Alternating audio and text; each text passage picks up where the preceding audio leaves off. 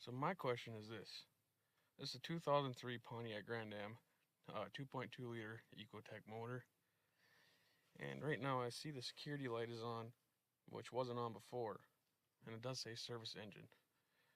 And I did watch a few videos where they said to put it to the halfway mark, like the accessories or something, and hold it there for 10 minutes to see if the security light shuts off.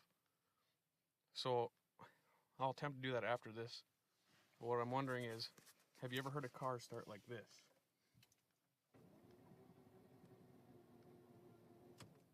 There's absolutely no power and nothing is turning.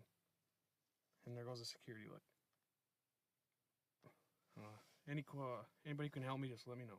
Thank you.